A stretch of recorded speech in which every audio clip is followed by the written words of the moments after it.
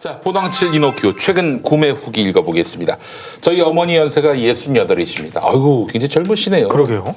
68이면은 이건 젊은 청춘이시죠. 이라고 말할 수는 없겠지만은 네네.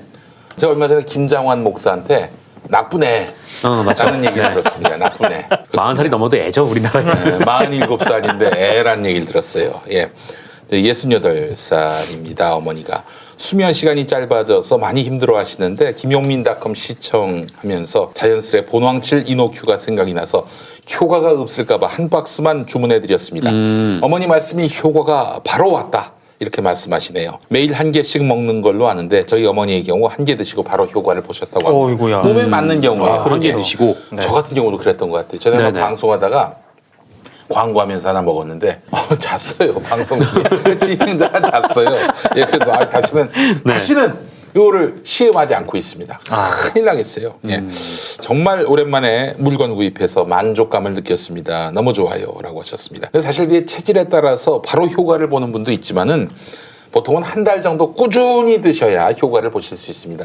절대 찬물에 드시지 마시고 미지근한 물에다 물에. 섞어서 드시는 게 효과가 좋습니다. 잠이 부족한 분들은 많지만 보통은 잠잘 시간이 부족해서가 아니라 꿀잠을 잘 수 있는 몸 상태가 아닌 분들이 그렇죠. 많습니다. 예. 본황칠 이노큐는 자고 격하게 싶어도 공감을 하시네요. 네? 격하게 공감을 하시네요. 왜냐하면 이게 결국에는 수면 시간보다는 딥슬립을 못하기 때문에. 그렇지. 잠의 질. 네. 그렇습니다. 본황칠 이노큐는 자고 싶어도 쉽게 잠들지 못하고 잠이 들어도 자주 깨서 개운치 않은 분들을 위한 제품입니다. 특히 그 수면제를 장기간 복용 중이거나 수면제를 복용할까? 이렇게 고민하는 분들께도 본황칠 이노큐를 적극 추천합니다. 수면제 그게 좋겠어요? 좋지 안 좋은데. 않죠. 네. 네, 안 좋아요. 부작용도 있는 사람이 있어요. 금단 현상 우울증 같은 그렇죠. 그런데 본황칠 이노큐는 이거는 완전히 뭐랄까요? 제주산 황칠나무와 오가피를 주 원료로 만듭니다. 이거는 한마디로 얘기해서 몸에 부작용이 없는 생약 성분입니다. 네네. 네. 특히 황칠나무는 진시황의 불로초로 추정될 만큼 예부터 몸에 좋기로 소문난 약재고 뇌의 긴장을 풀어주는 효과가 있는 것으로 알려져 있습니다. 잠 때문에 고통받는 분들, 잠이 안 와서 고통받는 분들 딱 한 달 동안만 본황칠 이노큐를 잠자리 들기 전에 따뜻한 물에 타서 드셔보시기 바라겠습니다. 오직 김용민닷컴에서만 압도적 최저가로 판매 중입니다. 어떻게 압도적 최저가냐? 이 저가가 8만 원인데 8만 원. 인터넷에서 가장 싸게 파는데 보니까 59,900원. 김용민닷컴은 52,000원. 52,000원. 할렐루야. 네. 반값 조금 넘네요. 그러게요. 근데 이게 또 효과가 있으니까 네. 많이 찾는 분들한테는 이렇게 3만 원 가까이 싼 거는 엄청 싼 거죠. 복음입니다. 네. 복음. 네, 여러분 많이 사랑해 주시기 바라겠습니다. 정상근 기자님 어떤 얘기해 볼까요? 저희 방송 보시는 많은 분들은 알고 계신 뉴스일 것 같은데, 근데 사실 이 대중들한테 잘 알려지지는 않은 뉴스예요. 예. 이게. 근데 이제 언론계에서 꽤나 화제가 됐던 뉴스이기도 하고요. 뭐냐면 김재호 동아일보 사장 딸이 네. 2020년 동아미디어그룹 공개 채용에 지원을 해서 이 동아일보 기자로 입사했다. 네, 이 소식입니다. 이 전형은 7월 21일 공고가 됐고요. 이 채용 연계형 인턴이라는 채용 제도를 통해서 합격을 했고 8주간의 인턴 기간을 거쳐서 최종 합격한 상태라고 관계자가 이제 미디어오늘 기자에게 얘기를 했고요. 이게 정규직 채용은 아니었는데 그 이전만 해도 인턴 채용을 하고 그다음에 공채를 하고 이렇게 두 번에 걸쳐서 보통 이제 언론사들 대부분이 다 그랬어요. 이렇게 그렇죠. 채용이 좀 진행되었는데 이 최근에는 공채를 안 해요. 그러다 보니까 이제 동아일보도 인턴만 뽑는다라고 합니다. 그래서 인턴을 뽑았고 그 말은 그만큼 이제 동아일보 공채에 응하려던 사람들도 많이 지원을 하겠다라는 걸로 볼 수밖에 없겠죠. 그리고 이제 뭐 대신 이제 인터넷 채용 전율을 높이겠다고 했으니까 또 사실상 공채라고 봐도 무방한 상황이고 어쨌든 이 공고를 내고 채용을 진행을 했는데 채용 절차가 이거 하나다 보니까 굉장히 좀 까다로운 조건을 내걸었던 모양입니다. 그렇죠. 그러니까 인턴을 지원하는 분들에게 11,000자 분량의 자기소개서 이거 쓰려면 엄청나게 힘들거든요. 천자를 뭘 그렇게 많이 쓰라고 그러는 거예요? 그러니까 태어난 뭐 성장 과정하고 옆에 3,000자 뭐 이런 식으로 해서 3,000자 채우는 게 정말 힘들어요. 그러니까. 아니, 내가 태어난 게 왜 궁금해? 내 성장 과정이 왜 궁금해? 근데 어쨌든 이 11,000자 분량의 자기소개서를 써야 되고 1분짜리 영상을 또 제출을 해야 합니다. 그래서 뭐 이렇게 저렇게 많은 고생을 하고 또 고민을 하고 이 지원을 한 분들이 많은 걸로 알고 있는데 그리고 이 전형을 통해서 30명도 안 뽑혔다 뭐 이런 뒷얘기도 있더라고요. 아마 많은 분들이 지원했을 텐데 30명이라면 정말 죽어라 서류를 지원을 했음에도 떨어진 분들이 굉장히 많다라는 그렇죠. 건데 그런데 이 전형에서 동아일보 김재호 사장의 딸이 합격을 했다라는 거죠. 이 김재호 사장의 딸이 상당히 준비를 많이 한 모양이죠. 네, 엄청난 경쟁률을 뚫고 들어온 걸 보면. 그런데 이제 뭐 뒷말이 많습니다. 동아일보가 이거 성적표를 공개하지 않으니까 아빠 백으로 뽑혔다 이렇게 100%뭐 단언을 하지는 않겠지만, 네, 근데 네. 떨어진 분들 입장에서는 그런 생각이 안 되겠습니까? 자기들 생각에서 다 보면은 뭐 열심히 준비해서 이거를 지원을 했는데 자긴 떨어졌어. 근데 그 회사 사장 딸이 붙었네?라고 하면은 사람들이 뭐라고 생각하겠어요? 당연히 화가 나죠. 당연히 화가 나고 열받고 이른바 이제 여러 이제 보수 언론이 썼던 이 청년의 분노가 또 이제 벼락처럼 내리치지 않겠습니까? 어쨌든 뭐 그런 상황인데 이 김재호 사장의 딸이 정말 공부를 열심히 해서 잘 준비를 해가지고 합격한 걸 수도 있다라고 그렇게 동아일보 측은 주장을 하겠지만 참 그러기에는 이게 기묘한 인연인 게 이게 언론사 사주의 자제들은 참 쉽게 기사가 돼요. 김재호 본인 김재호 사장도 본인이 떨어졌다는 1995년에 사람이 있었습니까? 지금까지 떨어졌다는 사람이 없었어요. 예. 뭐 방준호부터 시작해서 김재호 그 자신 그리고 네네. 저기 석현이 형 아들 홍정도. 홍정도. 네. 홍정도. 그리고 방상훈 사장님도 반갑중이라는 이름으로 기자 생활을 했었죠. 합격을 네. 해서.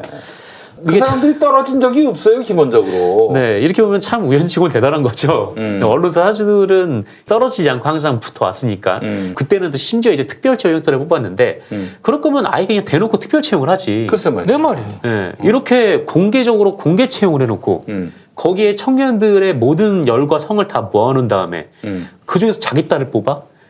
이러면은 당연히 의심 갈 수밖에 없는 거죠. 그쵸. 네, 당연히 화가 날 수밖에 없는 거고. 근데 본인이 그만큼 실력이 있으면 동아일보에 지원하면 안 되지. 그렇죠. 뭐 조선일보에 지원을 하든 뭐 중앙일보에 지원을 하든 그것도 좀 의심스러울 것 같긴 하지만 그렇다면 뭐 MBC에 지원하든 KBS에 지원을 하든 저널리즘도 있습니다. 저널리즘에 지원을 하든 네. 그러니까 본인 스스로의 힘으로 이제 기자가 됐다라는 거를 증명을 해야 되는데 아빠가 사장으로 있는 회사에 들어가는 게 뭐 자기 실력에 대한 증명이라고 볼 수는 없는 거잖아요. 그러니까 당연히 굉장히 좀 언론 고시를 준비하는 아랑이라는 카페에서도 굉장히 많이 좀 분노의 글들이 올라왔던 걸로 좀 알고 있고 게다가 그동안 이제 언론 사주들이 뭐 기자가 되기 위해서 경쟁을 하는 분들이 굉장히 많은데 이렇게 쉽게 기자가 됐다는 부분에 대해서도 굉장히 좀 화가 나는 분들도 많고 어쨌든 뭐 그렇습니다. 근데 나는 처음에 기사 봤을 때 김재호 사장의 딸이 아직 그때만 하더라도 미디어오늘이 취재를 할 때만 하더라도 동아미디어그룹에서 공식적으로 최종 합격자 발표를 안 한 시점이었거든요. 네네. 전화를 했을 때 합격했다고 네. 그렇게 얘기를 했더라고 보니까. 나 같으면 그렇게 얘기 안 할 것 같거든요. 기밀 인사 관련된 부분은 네. 기밀이라 얘기할 수 동아일보 없습니다. 쪽에 그거 확인을 할 텐데. 해보시라 저는 할 말 네. 없다 이렇게 끊을 것 같은데 다 얘기하더라고요 보니까. 저는 그게 약간 이해가 안 갔어요. 아 이거 여기에 대해서 문제의식이 전혀 없는 건가? 나는 그런 생각이 좀 들더라고요. 그렇죠. 어쨌든 뭐 그런 상황이고 제가 김재호 사장의 가족관계를 이렇게 조사해봤는데 김재열 씨는 가족관계가 다 드러나 있는데 김재호 사장은 가족관계가 잘 안 드러나 있더라고요. 그쵸. 김재열 씨는 이제 그 이서연 남편.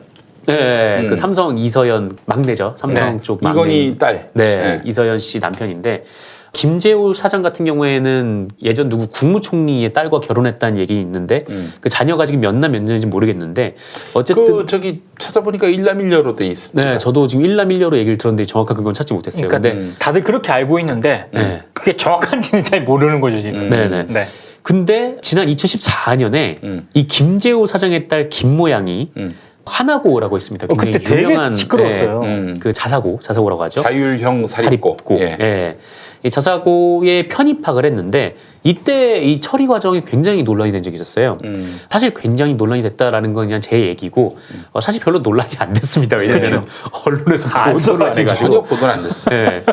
그때 이제 그 하나고 편입학 전형에서 한 면접관에게 12점을 받았는데 이게 아무런 사유 없이 갑자기 15점, 그러니까 만점이 15점이거든요. 15점이 됐어요. 그래서 결국 이제 합격을 한 거죠.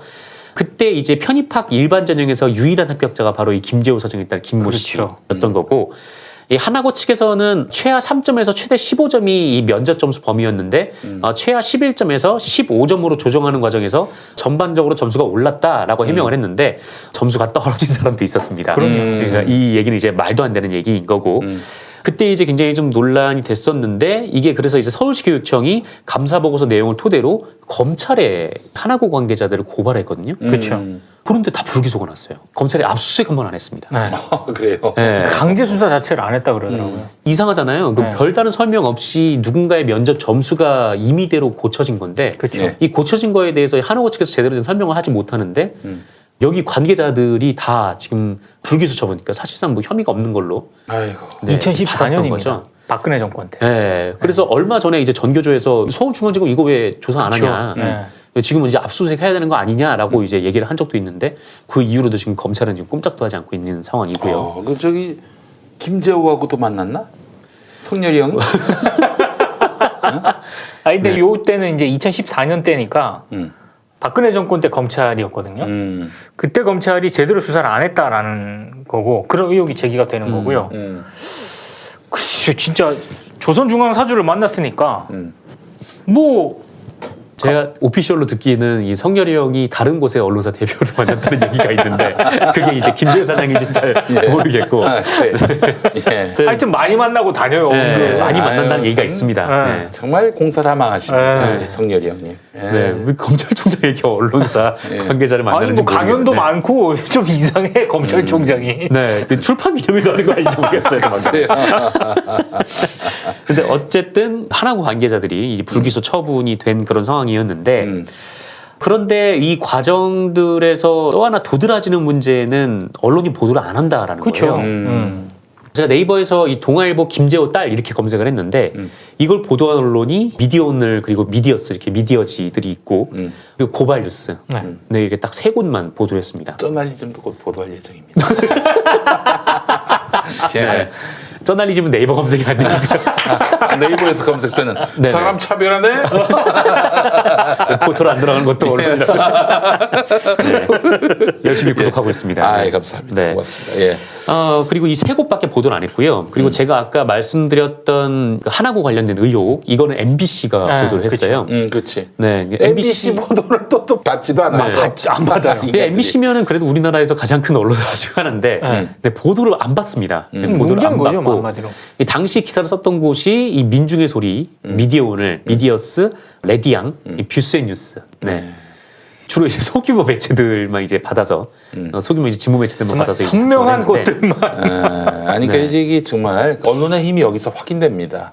뭘 보도하는 힘도 있지만 이렇게 묵살해버리는 힘도 있는 거예요. 그렇죠. 검찰의 진정한 권력이 뭡니까? 누구를 수사하고 기소하는 그런 힘도 있지만은 기소하지 화주는 않는. 거, 네. 화주는 것도 검찰의 엄청난 힘 중에 하나예요. 그렇죠.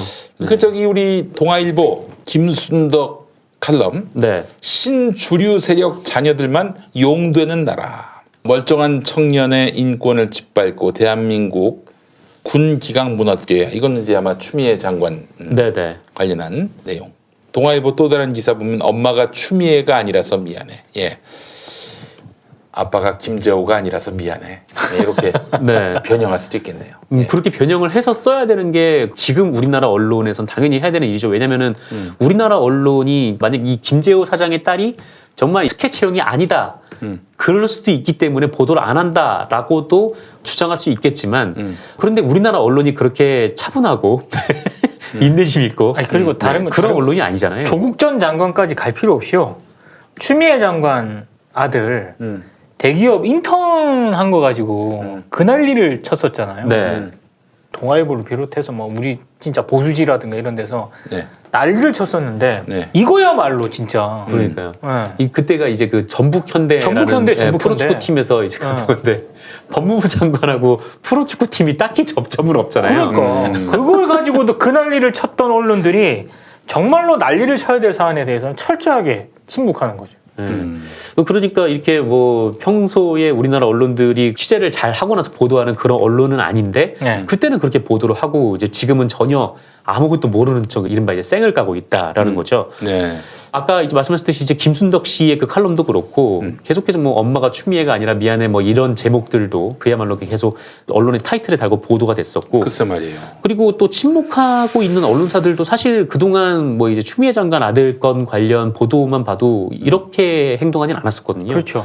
그러니까 뭐 운동권 자녀의 입학, 취업, 대출 특혜 이런 게 공정인가 뭐 이렇게 묻기도 했는데 아니 뭐 김재호를 비롯해서 사실 이재용 삼성전자 부회장도 그렇고 삼성가도 그렇고 현대가도 그렇고 다 자기 아들 자기 회사에 취업시켜가지고 일을 시키고 있는데 이게 뭐 운동권 자녀들만 마치 지금 우리나라에서 이런 행위를 하고 있는 것처럼 물론 뭐 그것도 뭐 부적절한 일이라고 합니다만 근데 어쨌든 이런 식으로 공정하게 대우하지 않는 거죠 언론이 그러니까 저는 비판할 거면 똑같이 하던가. 저는 동아일보 이런 딸의 어떤 그런 논란, 이 논란에 대해서 제가 아직 경향과 한겨레에 약간 기대치가 남아 있어서 그런지 모르겠지만 경향 한겨레도 한 줄도 안 쓰는 거는 도무지 이해가 안 갑니다. 글쎄, 그건 왜 그럴까요? 예. 좀 그러니까 안타깝네요. 이해가 안 되는 거죠. 예. 예. 그러니까 뭐 지금 만약에 이 조국 전 법무부 장관이나 뭐 추미애 장관 관련 아들 건을 일단 사실 확인될 때까지는 스테이 하자라고 만약에 이제 데스크가 그렇게 지시를 했다면 네. 밑에 이제 기자들이 반발을 안 하겠습니까? 당연히 반발하겠죠. 반발을 하겠죠. 예. 그러면 똑같이 이제 동아일보 관련된 사건에서 똑같이 적용이 돼요. 그렇죠. 예. 예. 이렇게 정확히 확인되지 않았지만 정황 증거에서는 보도할 수 있다라는 게 원칙이면 그냥 그대로 하던가. 그런 게 아니라면 둘 다 그러지 말던가. 네. 이렇게 해야 되는데 우리나라는 전혀 그 부분에서 공평하지도 않은 거죠. 그러니까. 지금 채팅방 보니까 네. 이렇게 해서 이 루머가 만들어지는구나. 어떻게 해요? 김순덕의 동생 김성준. 김윤덕의 동생이 김성주잖아요. 네. 근데 김순덕의 동생 김성준. 예. 김순덕 위원의 동생이? 김성준은 그 이제 그 잘못한 거지. 잘못한 거지. 아닙니다. 여러분, 아닙니다.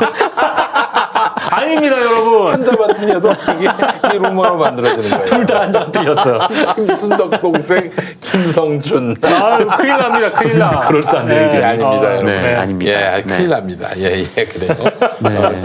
조선일보 김윤덕 동생이 김성주다. 김성주. 예. 네. 전 아나운서, 방송인. 네. 예, 그래요.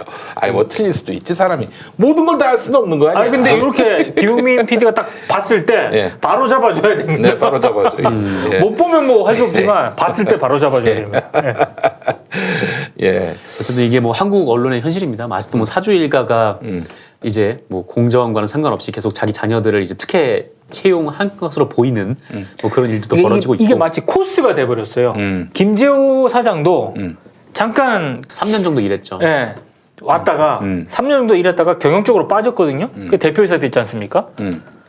지금 뭐 조선일보하고 TV조선도 약간씩은 차이가 있지만 결국에는 경영해가지고 지금 주요 간부가 돼 있잖아요.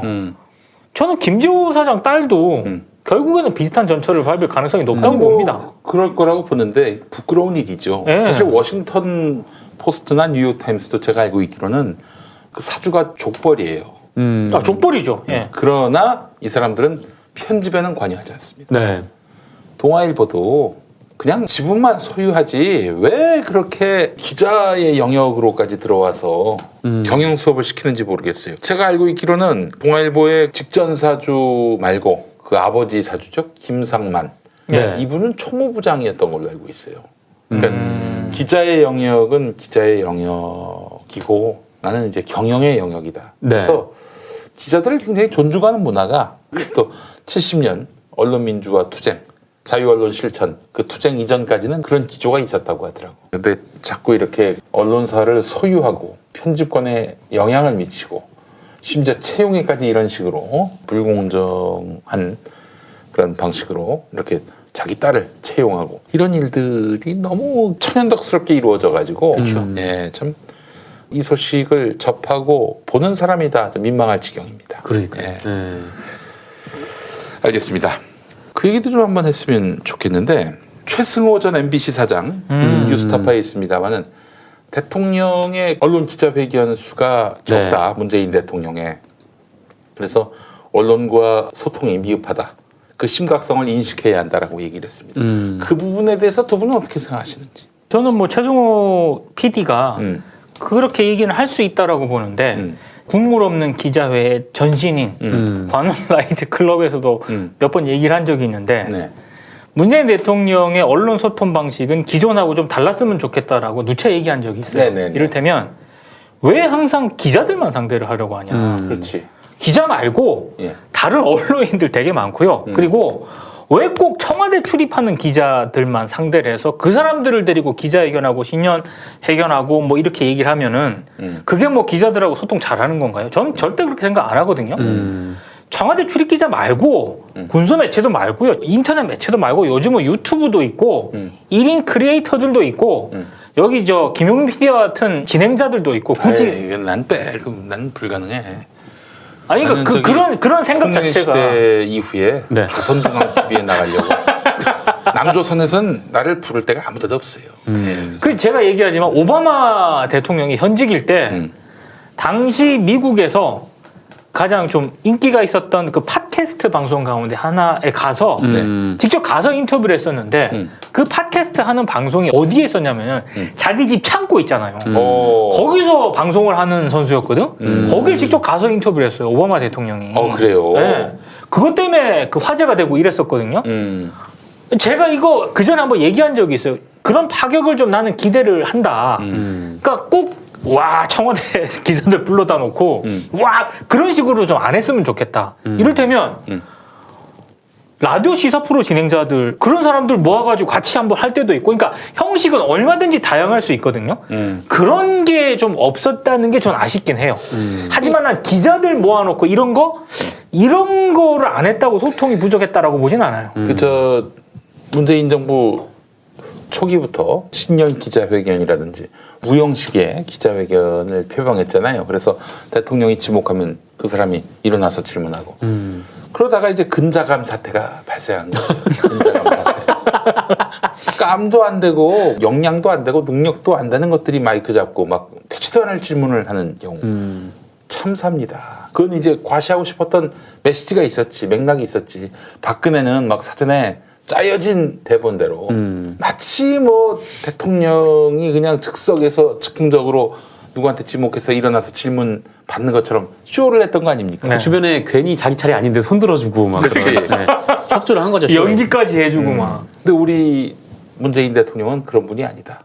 누구를 상대로도 답을 할 수 있다. 라면서 그런 식으로 하려고 했는데 개판 5분 전이 됐습니다. 제가 누차 얘기를 했잖아요. 내가 대통령 기자회견은 그런 식으로 하지 말고 이렇게 하라라고 나름대로 아이디어를 낸 게 있잖아요. 있었습니까? 다 까먹었군요. 아침 시사 프로그램 진행자들만 모아놓고 그 사람들이 돌아가면서 질문을 하게 만드는 거예요. 그렇게 하면은 대통령이 질문을 굉장히 정갈하게 그리고 또 시사에 대해서 박식한 사람들이 소수가 모여가지고 소통하는 타운 미팅 같은 방식이니까 이 정도면은 굉장히 그 질서가 있고 내용도 있고 알찬 그리고 실시간으로 자기 방송으로 청취자들이 질문을 보내오면 그걸 추려가지고 그 자리에서 이제 진행자가 자기 걸로 소화해서 질문을 하는 거죠. 이러면 훨씬 내실 있고 그 앞에 사람이 뭐 물어봤으면은 거기에 좀 보완적인 질문이 필요하다 그러면 다음 마이크 잡은 시사 프로그램 진행자가 또 질문할 수 있고 이러면 난 진짜 이 2시간 그러니까. 동안에 정말 알찬 문답이 있을 수 있다고 생각해요. 그러니까 저는 기자들 말고도 지금 김용민 PD가 얘기한 아침 시사 프로 진행자, 그 다음에 다른 언론인들도 되게 많습니다. 그러니까 좀 굉장히 다양하게 질문을 받고 그러다 보면 주제도 저는 다양해진다라고 보고 그러면 그게 소통이 되는 거잖아요. 근데 꼭 청와대 출입 기자 이 사람들하고 신년 기자회견이라든가 그런 식으로만 해야 소통을 하는 것인가에 대해서는 저는 동의하지 않아요. 그러니까 말하자면은 이제 수준이 천차만별이고요. 그리고 최승호 PD의 견해에 좀 동의하기 어려운 게 이 양반 발언의 밑바탕에는 기자는 훈련된 사람들이고 자격이 있는 언론인이다라는 인식이 박혀 있는 것 같아요. 왜 기자회견을 고집합니까? 대통령이 일반인들 만날 수도 있는 거 아닙니까? 그리고 또 나름대로 말씀하신 대로 뭐 유튜버도 좋고요. 이런저런 언론에 관계되는 일들을 하는 유사 언론인들까지도 혹은 뭐 문호를 더 넓혀가지고 우리 사회의 스피커가 될 만한 사람들에게 발언 기회를 줄 수 있다면은 네. 훨씬 더 내용 있는 그런 문답이 되지 않겠는가 하는 게 제 생각이거든요. 저도 사실은 대통령의 육성을 많이 듣는 게 전 좋다고 생각해요. 맞아요. 그래서 좀 더 많은 이야기를 국민들에게 해주셨으면 좋겠는데, 근데 그게 꼭 이제 기자들과 만남이 아니라 저는 뭐랄까요? 하여튼 뭐 이제 서울에 월세를 사는 뭐 20대 청년이랄까, 그렇지. 좀 이런 식으로 좀 여러 당사자들의 얘기를 좀 분야별로 이제 파트별로 구성을 해서 그러면은 또 이제 그 이 또 중구난방이 되는데. 예. 언변이 잘 따라주지 못하기 때문에 또 얼마나 옵니까?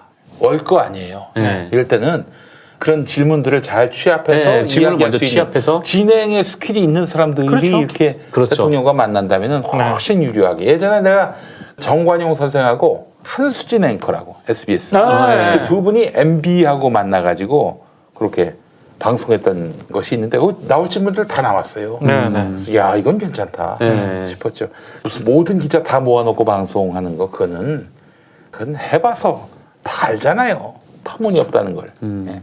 그리고 풀 7282님이 정준희 교수와 체육 추천 이렇게 말씀하셨는데, 좋지. 예, 이렇게 진행을 이렇게 구성을 하고 음. 질문은 좀 가급적이 당사자들의 얘기를 좀 듣는 방식으로, 그래서 직접 대통령이 뭐 지금 문제에 대해 좀 설명해줬으면 좋겠어요. 근데 최근에 좀 많이 든 생각인데, 요새 우리나라 언론들이 지금 뭐 공수처 얘기도 많이 하고 있고, 그리고 또 뭐 이전에 뭐 추미애 장관 아들 얘기도 많이 하고 있고 막 그러고 있는 와중인데, 제가 이 사유리 씨 그거를 보고 좀 많이 좀 충격을 좀 받았거든요. 네. 어떤 측면에서. 이 뭐냐면은 우리나라 언론들이 참 우리 삶과 영향이 없는 면에서 계속해서 뭐 거기에 집중하고 뭐 그러는 동안 정말 우리 사회에 직접적으로 와닿는 일을 그 한 명의 연예인이 자신의 행동으로 우리 사회에서 바로 이슈화를 딱 시켜버린 좀 그런 거잖아요. 그래서 이런 세상에서 지금 언론이 지금 뭐 이렇게 현재 우리나라 언론 같은 그런 형태가 존재 의미가 있는가라는 생각이 좀 그리고 들었어요. 다 그런 건 아니지만 저는 기자들의 관심사가 오히려 굉장히 편협하고 적다고 생각을 하거든요. 네. 주제별로 따지면 매우 협소해요. 그게 뭐 소통이 잘 된다고는 생각 안 합니다. 오히려 그러니까 저는 문재인 대통령이 다양한 방식으로 소통을 했으면 좋겠는데 그게 기자일 필요는 없다. 그럼 기자랑 기자회견 한다고 소통 잘하는 거 아니다. 예, 이 말씀을 드리고 싶어요. 기자들은 뭐 거기서 나온 얘기 그냥 받아서 치면 되죠. 천편일률적이에요. 언론을 어떻게 바꿔야 됩니까? 전두환이가 무식한 방법으로 통폐합을 했지만은 그렇게 할 수는 없는 것이고. 1도 1사. 네? 1도 1사. 네. 1도 1사. 근데 조만간 별명이 김두한 되겠는데. 요즘 탈모가 또. 아니, 그렇게 할 수는 없는 것이고, 저는 좀 언론사 기자들의 퀄리티를 올리기 전에 언론사 사주들의 퀄리티를 또 올려야 되겠다. 아우, 너무 힘들어. 네. 그렇지 않으면 이제 언론이 도태됩니다. 대중들에게서 더 이상 신뢰받지 못하면 도태돼요. 위기의식을 좀 느꼈으면 좋겠다는 네. 생각이 들고요. 뭐 마무리합시다. 오늘 뭐 1시간 반 다 채웠는데 예. 여러분 함께해 주셔서 감사하고 하여간 저널리즘 토크쇼 제이는 정말 두고두고 이슈가 될 것 같네요. 네. 아니, 정말 이거는 이건 처리 방식이 참 그렇습니다. 이거는 KBS가 두고두고 후회할 겁니다. 왜 그 사람들이 다시 뭐 국민으로였나 국민 속으로였나 뭐 하여튼 구호가 있었어요. 예. 네. 단지 자기들의 어떤 헤게모니를 되찾기 위한 투쟁에 불과했다는 것을 선언하는 거나 마찬가지입니다. 이런 작은 부분에 있어서의 노동정의를 실현하지 않으면서 말로만 전태일 얘기하면 뭐하나. 실상은 자기들도 똑같은데. 전태일이 소비되는 방식이 약간 그런 측면에서 좀 씁쓸하더라고요. 전태일 50주기이기 때문에 전태일 관련 특집 방송을 많이 만드는 것도 중요하죠. 근데 그 전태일이 만약에 그렇게 특집 방송을 하는 방송사에서 제2, 제3, 제4의 전태일이 만약에 존재를 한다면 그건 모순이잖아요. 그건 참 좋았었어요. 김경래의 최강 시사에서 그럼 굉장히 어렵게 한 거예요. KBS 환경미화를 네네. 담당하시는 여성 노동자가 네. 나와가지고 인터뷰를 했는데, 야 이건 누구 아이디어인가? 정말 박수를 보내고 싶더라고요. 저도 이제 슬쩍 우회적으로 들은 얘기면 그거에 대해서 불편해하는 KBS 내부 시각들이 적지 김경래도 않았습니다. 뭐 오래 못 가겠네 그러면은. 그러니까 이런 식이면은. 좀 저는 진짜 최강 시사 제작진하고 김경래 기자 진짜 대단하다고 생각해요. 그 밀어붙인 거예요. 뭐가 이렇게 불편할까요? 내부에서 비판을 할수 자기 있지. 치부를 드러내놓고 자기 방송에서 얘기하는 거에 대해서 불편해하는 구성원들이 그러면 남의 굉장히 치부 많아요. 드러내는 사람들이 자기 치부 이렇게 무서워하면 어떡해. 저널리즘 토크쇼 제의를 얼마나 불편했을까 하는 게 뭐 여기서 또 드러나네요. 예. 아니 환경미화 노동자들의 목소리를 방송했다고. 그럼 시청자들이 어떻게 느낄까요? 그 KBS 내에 나쁜 놈들이 있네. 이렇게 생각할까요? 아니면 와 KBS 내에서 언로가 다양하게 보장되네. 이렇게 생각할까요? 그러니까요. 예. 그 생각을 못 하는 것 같아. 자 그래요 여러분. 그래서 오늘의 결론은 김용민 TV가 답이다. 저널리즘이 답이다. 공세 필봉. 예, 공세 필봉으로. 아유 그래도 1935년에 나온 저널리즘이 한 번 나오고 말았지 않습니까? 네. 내일 밤에 인쇄 들어가면 이제 3호가 나옵니다. 아, 3호. 아유 네. 그래요. 네. 교정계열. 교정교육 그건 뭐 답이 없습니다. 1935년이나 지금이나 네네. 답이 없습니다. 예, 그냥 뭐 아, 혹시 저널리즘 보시다가 오타를 보신 분들은 화이트로 좀 지워주세요. 예, 네. 그래요. 여러분도 데스크입니다. 아이고 그래요. 뭐 신문을 찍을 때 잉크 대신에 연필로 쓸 거예요. 연필로 쓰다가 틀리면 지우개로 깨끗이 지워야 하니까. 네. 예. 다 지우는 거 아니야? 네, 마치겠습니다. 국물 없는 기자회였습니다. 다음 주에 뵙겠습니다. 고맙습니다. 고맙습니다. 고맙습니다.